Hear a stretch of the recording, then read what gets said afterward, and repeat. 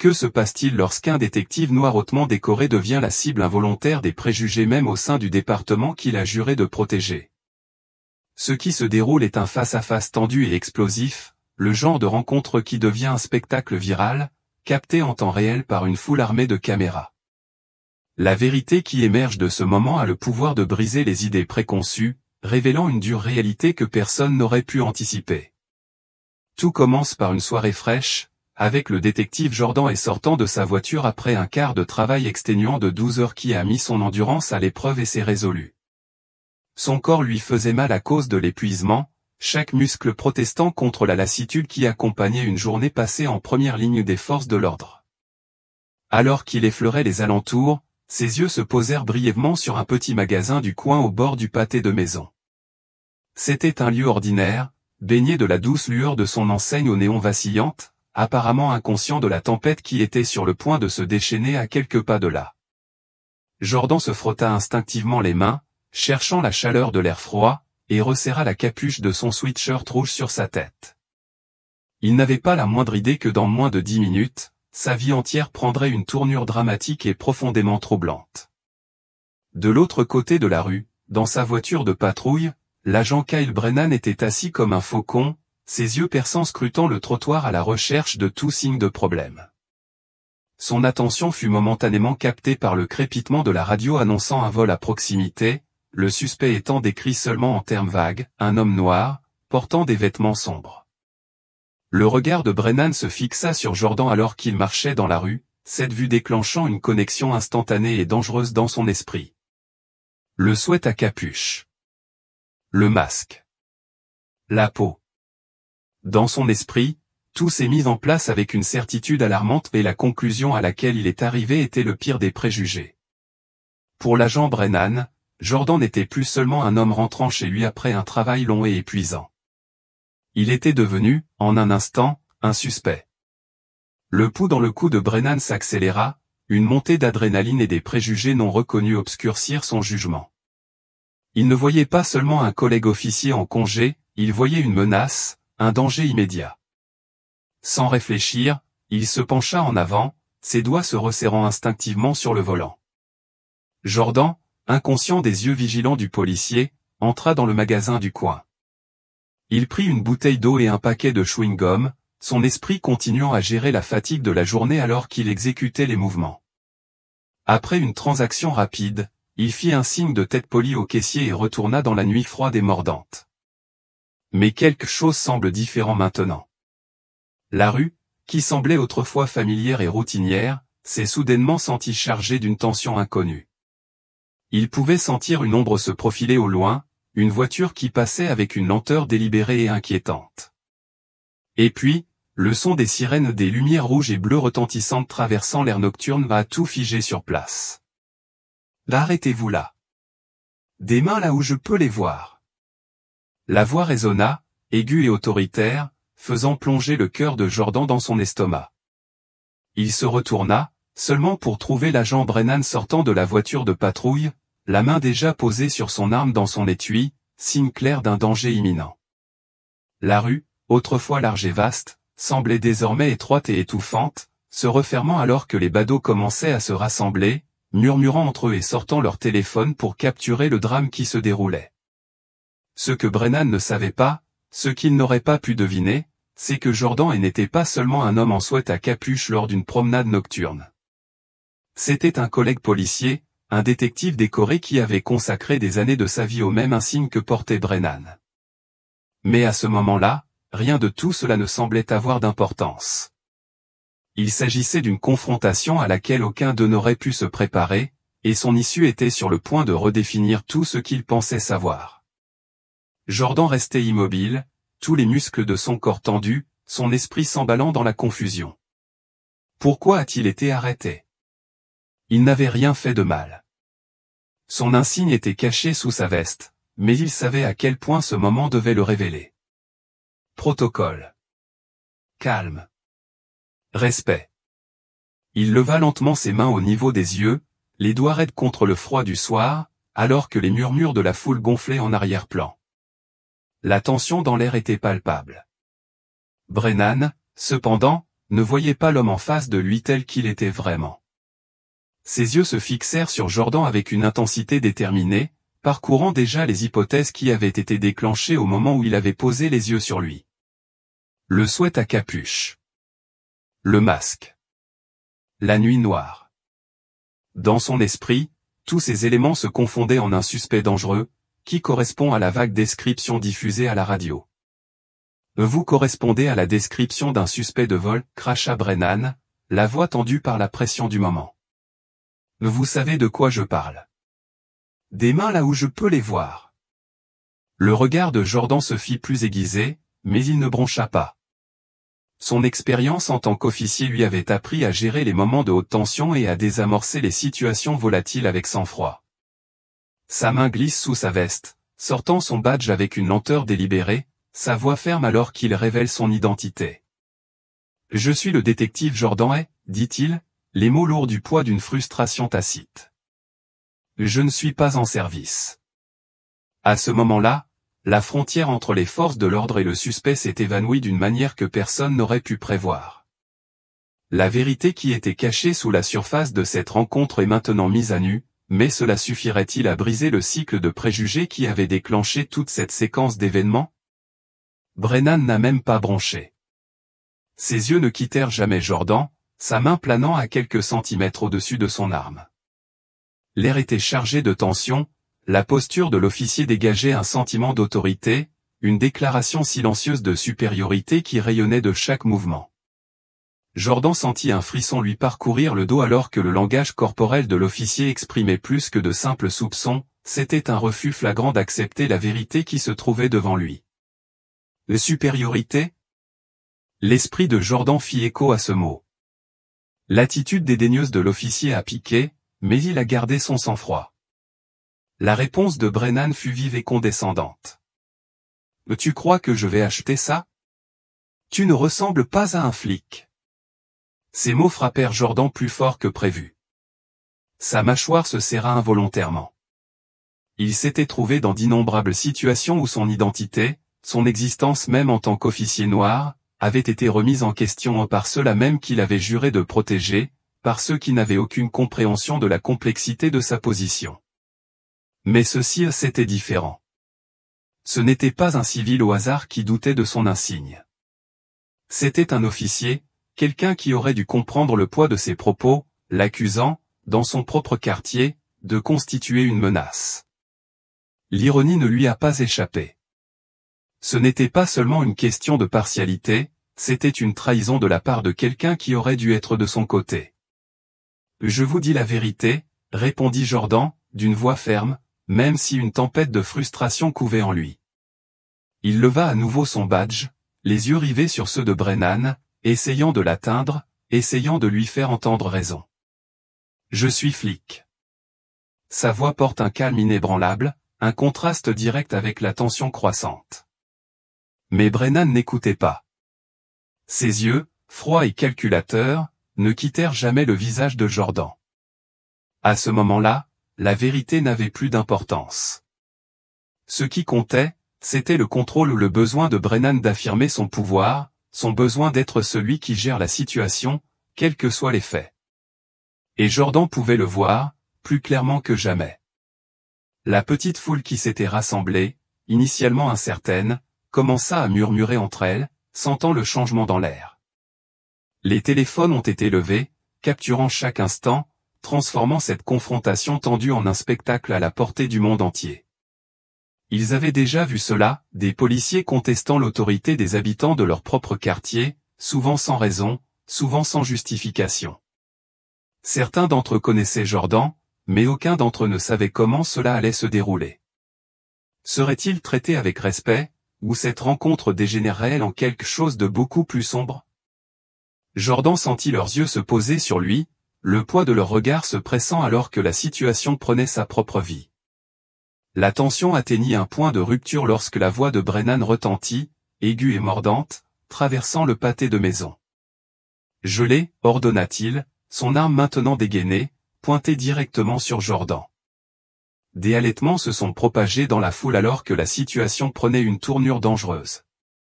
Une femme a crié dans le dos, sa voix remplie d'incrédulité. Il n'a rien fait. Une autre voix s'est jointe à elle. Qu'est-ce qui ne va pas chez vous, officier? Les téléphones enregistraient désormais tout, chaque seconde, chaque mouvement, chaque mot était capturé et stocké. Ce n'était plus seulement une confrontation, cela devenait un moment de l'histoire, un moment qui sera vu par des millions de personnes. Le cœur de Jordan s'emballa, mais son corps resta immobile, ses mains levées plus haut en signe de soumission, même si sa posture resta inflexible. Sa voix, cependant, n'a jamais faibli. « Je suis le détective, dit-il fermement, les mots résonnant avec autorité. « Je te l'ai déjà dit, je suis de ton côté. » La foule murmura à nouveau, certains avec incertitude, d'autres avec une colère croissante. Ils pouvaient voir ce qui se passait, même si Brennan ne le pouvait pas. Jordan montra son insigne, ses mouvements lents et délibérés, s'assurant qu'il n'y avait aucun doute. Les lèvres de Brennan s'étirèrent en un ricanement, ses yeux se plissant de dédain. « Un faux badge ne prouve rien, cracha-t-il, le venin dans ses mots étant clair. Si tu es vraiment flic, pourquoi es-tu habillé comme ça? Pourquoi ce masque? » Jordan n'arrivait pas à croire ce qu'il entendait. L'absurdité de la question le frappa comme une gifle. Il avait passé des années à trouver l'équilibre délicat entre le fait d'être un homme noir dans les forces de l'ordre, à défendre sa communauté tout en étant constamment confronté à des questions sur sa loyauté, son intégrité et son droit d'être là où il était. Et maintenant, il se trouvait là, dans le même quartier qu'il avait passé tant d'années à protéger, traité comme un criminel pour le simple fait de porter un sweat à capuche par une nuit froide. L'hypocrisie piquait, mais Jordan refusait de se laisser briser. « Parce qu'il fait froid, » répondit Jordan, sa voix calme mais ferme. « Et parce que je viens de terminer une garde de 12 heures pour protéger des gens comme toi. » Ces paroles flottent dans l'air, lourdes du poids de la vérité. Le silence qui a suivi était suffocant, la foule retenait son souffle, attendant de voir comment cela allait se dérouler. La tension électrique dans l'air était désormais niée. Jordan pouvait sentir le regard collectif de la foule se presser sur lui, les téléphones enregistrant chaque détail. Mais il était déterminé à ne pas perdre le contrôle. Il devait rester calme. Il devait garder son sang-froid, pour lui-même et pour le bien de tous. « Je ne veux pas que cela dégénère », a déclaré Jordan d'une voix claire et résolue. « Mais vous devez baisser votre arme. Je ne suis pas armé et je ne suis pas votre suspect. » Ces mots traversent les murmures de la foule, porteurs d'une force tranquille qui fait que les gens s'arrêtent et réfléchissent. La foule, désormais plus investie dans le résultat, a commencé à se rapprocher. Des cris éclatèrent, des voix remplies de colère et de frustration. « Nous regardons tous !» a crié un homme. Quelques autres se sont joints à nous, exhortant Brennan à prendre du recul, pour désamorcer la situation. Mais Brennan, se sentant désormais coincé et menacé, refusait de bouger. Son visage se tordit en un mélange d'arrogance et d'intégrité. Il s'est tourné vers la foule, aboyant des ordres, exigeant qu'il recule, mais les gens ne reculaient pas. Il voyait l'injustice se dérouler et il n'allait pas la laisser passer sans se battre. Jordan a vu son ouverture. Il lui fallait agir. « Et si vous voulez m'arrêter, faites-le, » dit-il d'une voix basse mais pleine d'un côté indéniable. « Mais tu ferais mieux d'en être sûr, parce que tout le monde ici filme ça, et quand ils verront que tu fais une erreur, ce ne sera pas seulement à moi que tu devras répondre. » Ces paroles restèrent en suspens comme un dernier avertissement. Jordan savait qu'une fois la vérité révélée, il ne pourrait plus se cacher des conséquences. Il ne se contentait pas de se défendre maintenant, il défendait chaque officier jugé sur son apparence, chaque homme noir qui avait jamais été injustement pris pour cible.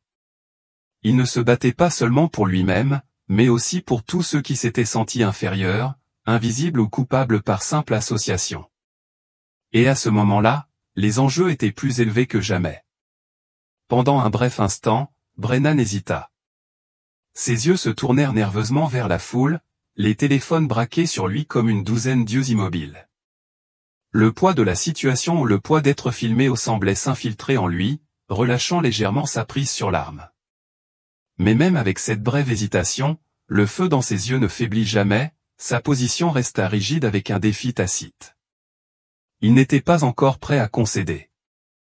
La réalité de la situation était claire, il n'allait pas reculer sans combattre, et ses renforts étaient déjà en route. Le hurlement lointain des sirènes commença à traverser l'air, un son aigu et urgent devenant de plus en plus fort. Par la seconde. D'autres officiers arrivaient, et avec eux, les enjeux étaient sur le point de devenir encore plus élevés. Alors que la première voiture de police s'arrêtait, la tension dans la rue semblait se multiplier, épaississant l'atmosphère déjà chargée. La foule, enhardie par son nombre et la présence de ses caméras, n'a montré aucun signe de recul. Au contraire, ils ne font que devenir plus vocaux. Des cris ont rempli l'air, l'exigence de responsabilisation se répercutant toute la nuit. Jordan sentait la pression monter de toutes parts, mais il refusait de céder. Ses bras restaient levés, sa position inébranlable. Son esprit s'emballait, repensant aux innombrables incidents dont il avait témoigné au fil des années, aux innombrables fois où les situations étaient devenues incontrôlables à cause d'un manque de sang-froid, d'une fierté et d'un entêtement incessant. Il savait à quelle vitesse les choses pouvaient dégénérer, avec quelle facilité la violence pouvait éclater si les esprits ne prenaient pas le dessus. Prenant une profonde inspiration, il se concentra pour rester calme, il ne se battait pas seulement pour lui-même, mais pour le bien commun. 3 policiers sont sortis de leur voiture, leurs mouvements rapides mais prudents, leurs expressions mêlant confusion et inquiétude alors qu'ils examinaient la scène. Ils aperçurent Brennan, l'arme dégainée, criant des ordres, et Jordan, debout, résolu, les mains levées et calme malgré le chaos qui se déroulait autour de lui. La foule était visible sur le bord, les murmures de mécontentement devenant de plus en plus forts. L'un des nouveaux officiers, un homme au front plissé, s'avança prudemment, posant la question à laquelle tout le monde avait besoin d'une réponse. « Que se passe-t-il ici » Sa voix était ferme, mais il y avait une note sous-jacente d'incertitude. Brennan ne tarda pas à répondre, sa voix aiguë et défensive. Cet homme correspond à la description d'un suspect d'un vol commis plus tôt dans la nuit, a-t-il lancé, ne voulant pas revenir sur ses affirmations, malgré les preuves croissantes du contraire. Mais la voix de Jordan brisa la tension, claire et inébranlable. « Je suis le détective Jordan Hay. Je me suis identifié plusieurs fois. Mon badge est dans ma main. C'est un malentendu, et il s'aggrave inutilement. » Ses paroles étaient fermes, mais il y avait une pointe de frustration visible sous le calme, comme s'il luttait pour être entendu, pour que sa vérité soit reconnue. Les autres officiers échangèrent des regards inquiets, ne sachant pas comment procéder face à l'obstination de Brennan. Un officier, un sergent, s'est avancé. Ses yeux, vifs et calculateurs, balayaient la scène avec une précision exercée.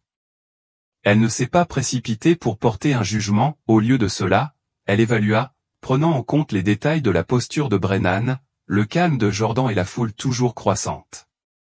Il n'y avait désormais plus de place à l'erreur. « Brennan, baisse ton arme » ordonna-t-elle, sa voix autoritaire mais non sans une subtile note de frustration. Elle voyait la situation telle qu'elle était, un officier laissant ses préjugés obscurcir son jugement et elle n'allait pas la laisser sans contrôle. Brennan hésita, sa poigne resserrant son arme comme si la simple pensée de la lâcher le priverait du contrôle pour lequel il s'était battu si durement. Il pourrait mentir, protesta-t-il, sa voix s'élevant dans un ultime effort pour maintenir sa position. Le sergent ne broncha pas. « Ce n'est pas le cas, rétorqua-t-elle, d'un ton inébranlable. L'autorité dans sa voix laisse peu de place à d'autres arguments. Se tournant vers Jordan, elle s'adoucit légèrement, réalisant la gravité de la situation. « Détective Hay, avez-vous une pièce d'identité supplémentaire ?» Jordan hocha la tête et, avec précaution, fouilla dans la poche de sa veste. Ses doigts effleurèrent la surface froide de sa carte d'identité délivrée par le département, qu'il tendit sans hésitation au sergent. Elle l'examina attentivement, ses yeux scrutant les détails. Après un moment, elle se tourna vers Brennan, sa décision étant définitive. « Brennan, dit-elle, sa voix basse mais pleine d'autorité, cet homme est celui qu'il prétend être. Démissionnez-vous. » La foule, qui retenait son souffle, éclata dans une vague de cris. Certains applaudissaient, d'autres exigeaient des explications, mais la tension dans l'air avait changé. L'expression de Brennan se déforma alors que la réalité de la situation s'installait. La colère et l'humiliation apparurent sur son visage alors que sa prise sur l'arme se relâchait finalement. Lentement, à contre-séhur, il baissa son arme, mais la lueur de rage dans ses yeux resta. Il fut forcé de concéder, mais cela lui avait coûté quelque chose de bien plus important, sa fierté. Jordan laissa échapper une expiration contrôlée, le poids du moment s'appuyant sur lui. Ses bras, toujours levés, lui faisaient mal à cause de la tension des dernières minutes, mais il n'avait pas encore fini. Ce moment, cette confrontation concernait bien plus que lui. Il s'agissait du système dans son ensemble, des préjugés qu'il avait façonnés et des structures de pouvoir qui devaient être tenues pour responsables. « Le sergent, je veux que cet incident soit documenté », a déclaré Jordan, d'une voix ferme mais calme. « De tout ce qui s'est passé ici. Il y a une foule pleine de témoins et de caméras pour le confirmer. » Le sergent hocha la tête, son expression étant illisible. « Nous nous en occuperons », a-t-elle déclaré, la voix coupée par le professionnalisme. Elle se tourna vers Brennan, d'un ton aigu et autoritaire. « Toi, par contre, tu as de sérieuses explications à donner. » Les mots sont suspendus dans l'air, un ordre final qui laisse peu de place à une mauvaise interprétation. Brennan, maintenant dans l'ombre de ses propres mauvaises décisions, n'avait d'autre choix que de faire face aux conséquences de ses actes. Et la Jordanie ? Jordan a survécu à ce moment, mais le combat pour la justice est loin d'être terminé. Alors que le danger immédiat était passé, les répliques des événements de la nuit commençaient tout juste à se répercuter dans les rues. Le sergent s'avança vers Brennan, sa voix basse mais plus sévère, s'assurant que ses paroles ne parvenaient qu'à lui et non à la foule grandissante. Elle ne voulait pas parler trop fort, pas encore. Mais sa déception était palpable. « Vous avez franchi une ligne ce soir, » dit-elle fermement, ses mots portant le poids de l'autorité, son regard inébranlable. « Cela ne va pas disparaître. » Le visage de Brennan rougit d'un mélange de colère et d'embarras, l'adrénaline le parcourant toujours, mais maintenant teinté de honte. Ses mains tremblaient alors qu'il rangeait son arme, la gravité de ses actions s'imprégnant lentement. Il avait laissé la suspicion, les préjugés et peut-être un sentiment de supériorité obscurcir son jugement, et maintenant les conséquences se déroulaient devant lui, irrévocables. Les voix de la foule recommencèrent à enfler, ne murmurant plus mais parlant avec une force croissante. « Tu pensais pouvoir t'en sortir comme ça ?» cria quelqu'un, la voix pleine de mépris. « Oh, pas aujourd'hui !» a crié un autre, enhardi par ce dont ils avaient été témoins. Jordan, toujours debout au milieu de la scène, a baissé les mains, mais a gardé son insigne visible, un rappel silencieux de qui il était et de l'autorité qu'il portait. Sa respiration s'était stabilisée, mais sa frustration ne s'était pas dissipée. La confrontation l'avait ébranlé, certes, mais ce sont les implications plus larges, les préjugés en jeu, l'erreur de jugement de l'un des siens qui le rongeait. Il rencontra le regard de Brennan avec une intensité qui en disait long. Cela aurait pu se terminer bien pire, a déclaré Jordan, son ton étant un mélange contrôlé de résolution et d'avertissement. Et pourquoi ? Un câlin. Ces mots étaient tranchants, et ils s'attardaient dans l'air entre eux, chaque syllabe étant alourdie par la tension de ce qui venait de se passer. Le sergent se tourna vers Jordan, son visage s'adoucissant légèrement, un bref moment d'empathie dans son expression.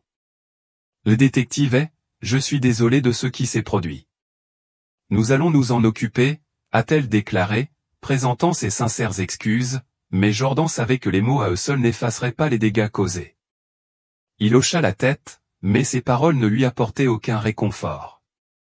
Ce qui compte désormais, c'est la responsabilité, reconnaître qu'une erreur a été commise et la rectifier afin qu'elle ne se reproduise plus. Alors que les policiers commençaient à disperser la foule, leur travail étant pour le moment terminé, l'un des plus jeunes policiers s'approcha de Brennan, sa voix basse mais ferme, destinée uniquement à être entendue par le policier. « Un mec, ils t'enregistrent tous.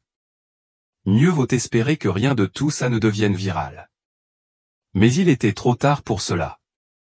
Les vidéos, déjà partagées et diffusées en direct, se répandaient comme une traînée de poudre.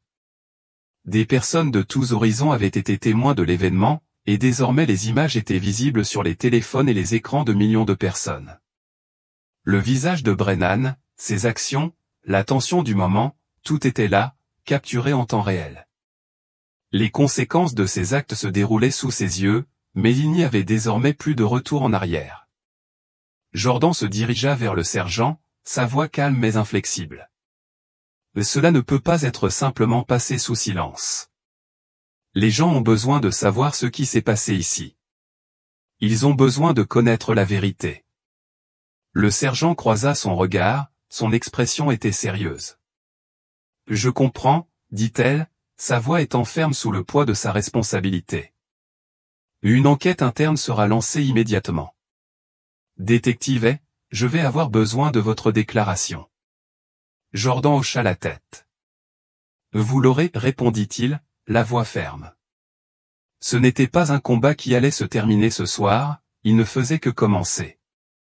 Alors que la foule commençait à se disperser, certains s'attardant pour parler avec Jordan, lui offrant des mots d'encouragement ou de solidarité, un homme d'âge moyen s'est avancé, son téléphone toujours à la main. Le détective, vous avez géré cela avec grâce, dit-il, sa voix portant une note d'admiration.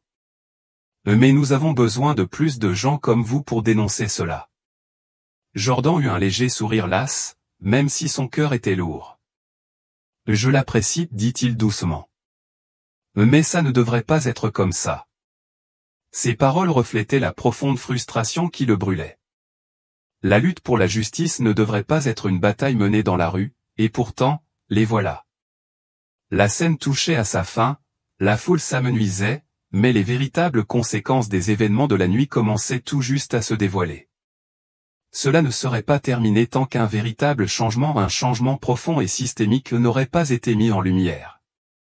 Au petit matin, les vidéos s'étaient répandues comme une traînée de poudre sur les réseaux sociaux et les médias. Les gros titres défilaient sur les écrans, dressant un tableau sombre et inconfortable, un détective noir en civil tenu sous la menace d'une arme par un collègue officier. Les images étaient inévitables, diffusées sur les chaînes de télévision, sur les réseaux sociaux et même dans les talk-shows matinaux. Chaque angle de la rencontre a été analysé, disséqué et débattu par les experts et le public.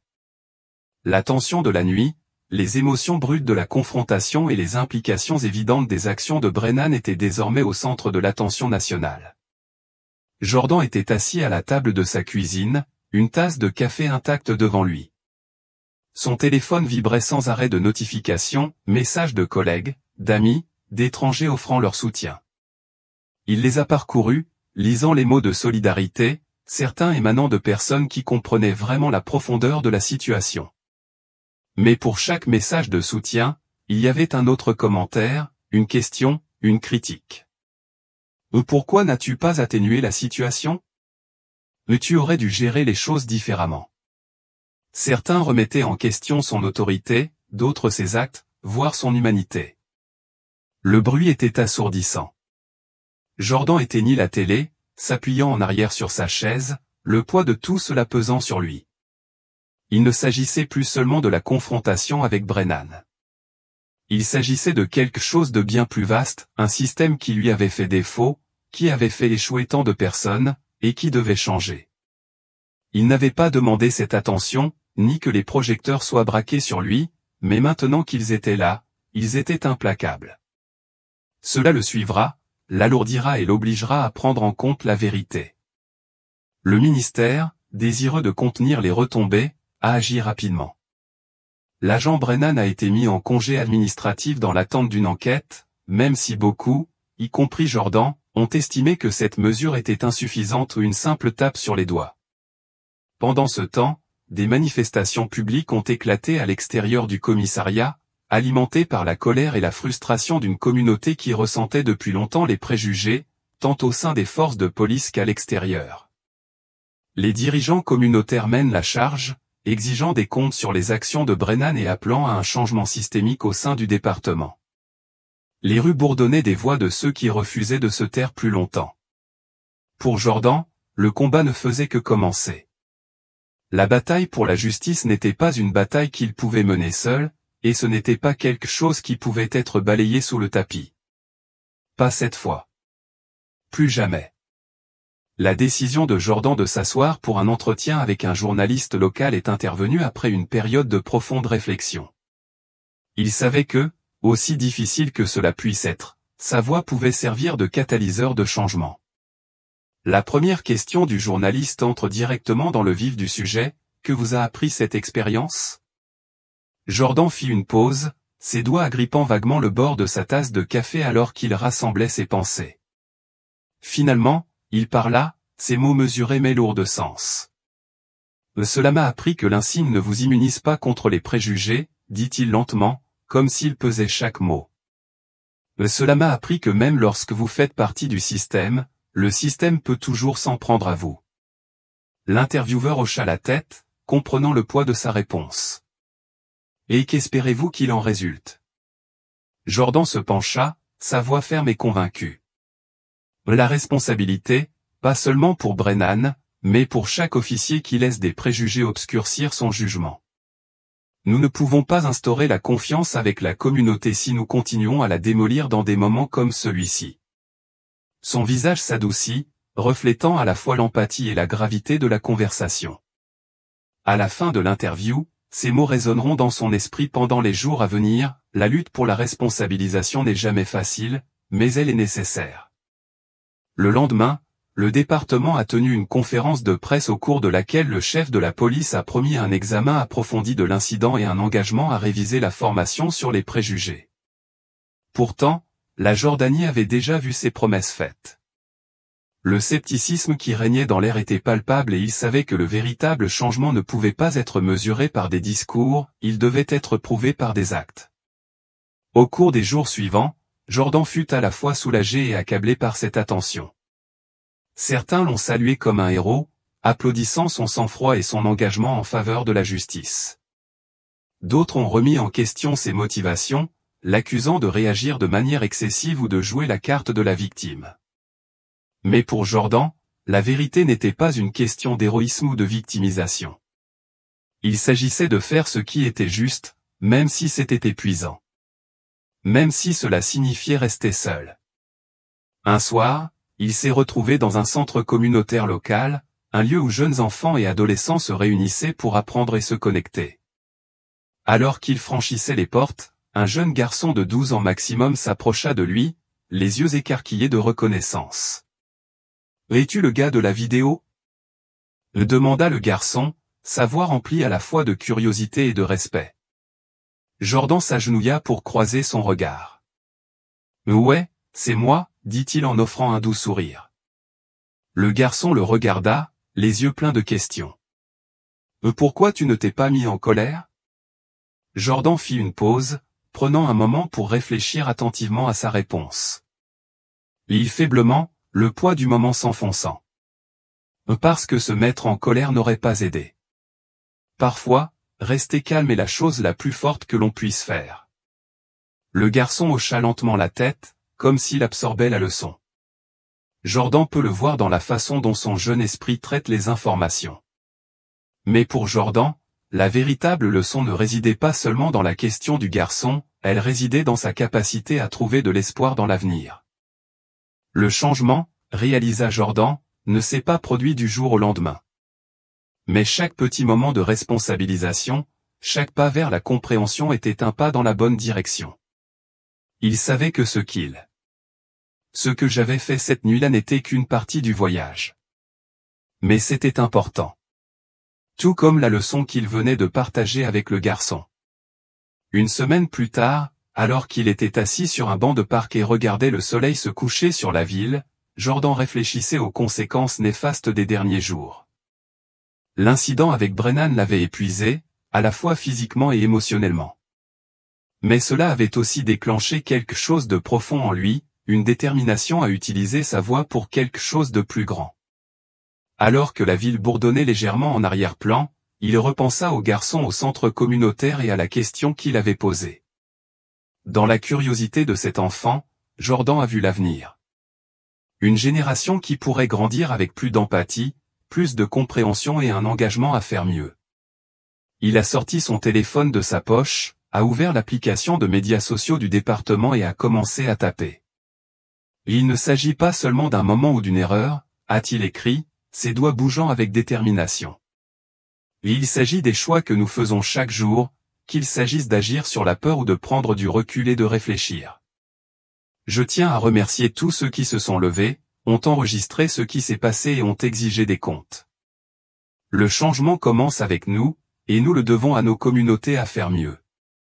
Continuons de faire pression pour la justice, une étape à la fois. Il a appuyé sur envoyer, son message faisant désormais partie du paysage numérique, destiné à toucher davantage de personnes, pour poursuivre la conversation. S'appuyant contre le banc, Jordan expira, le poids de tout cela s'appuyant sur lui. Le chemin à parcourir était long et le voyage serait semé d'embûches. Mais il savait qu'il ne marcherait pas seul. La morale de l'histoire était claire, la responsabilité était importante, et le véritable changement commençait par la confrontation à des vérités inconfortables. Il ne suffisait pas de porter un badge ou de revendiquer de bonnes intentions. Nos actions nous définissent et les choix que nous avons faits aujourd'hui ont façonné l'avenir. Alors que la caméra faisait un zoom arrière, les derniers mots résonnaient, alors, pendant que vous regardez ceci, demandez-vous, quelles hypothèses avez-vous? Comment pouvez-vous les remettre en question? Et plus important encore, comment pouvez-vous faire partie du changement qui crée un monde bien plus compatissant? Le message était clair, simple et vital, la responsabilité n'est pas seulement un choix, c'est une responsabilité. Et plus nous serons nombreux à assumer cette responsabilité, plus il est probable que le monde change pour le mieux.